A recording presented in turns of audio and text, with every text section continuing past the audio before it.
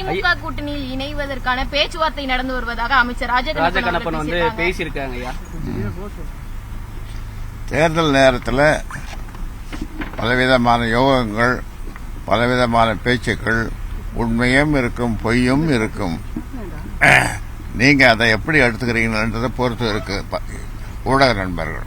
உங்களுடைய விருப்பம் என்ன ஐயா? நீங்க முடிவு எடுத்துட்டீங்களா? தேசிய ஜனநாயக கூட்டணியில இல்ல அப்படின்ற முடிவு எடுத்துட்டீங்களா?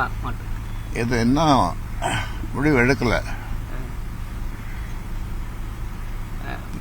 முடிவு எடுப்போம். நாட்கள் வேகமாக போய்கொண்டிருக்கிறது. முடிவு எடுப்போம். இப்ப புதிய கூட்டணிக்கு போவதற்கான சூழல் உருவாகிடுச்சு அப்படின்றத எடுத்துக்கலாம் ஐயா. நீண்ட காலமா காத்துட்டு தான் இருக்கு. நீங்க என்ன சொல்றீங்க?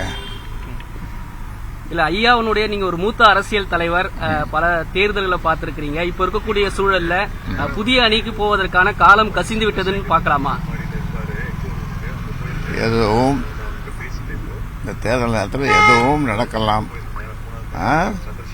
நடக்காமலும் போகலாம். திமுக அரசை வந்து நீங்க பாராட்டி இருக்கிறீங்க. முதலமைச்சர் மு.க. ஸ்டாலினுடைய செயல்பாடு எல்லாம் பாராட்டி இருக்கிறீங்க. முன்னாள் முதலமைச்சர் கருணாநிதியோட ஒரு நீண்ட கால நட்பு உங்களுக்கு இருக்கு.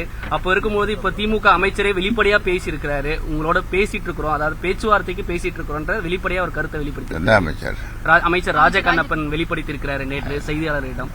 எப்படி எடுத்துக்கலாம் ஐயா? அதான் இப்ப தேர்தல் நேரத்தில் இதெல்லாம் வந்து நம்ம வந்து உறுதிப்பட சொல்ல முடியாது. ஆனா பரிசீலிக்கிறதுக்கான வாய்ப்பு இருக்குங்களா? பரிசீலிப்பதற்கு வாய்ப்பு இருக்கா கூட்டணிக்கு திமுகவுடன்? நான் அப்புறம் சொல்ல. நீண்ட காலமா நாங்க ஒரு இதுக்கு ஒரு டெஸ்ட் பண்றதுக்காக போறோம்.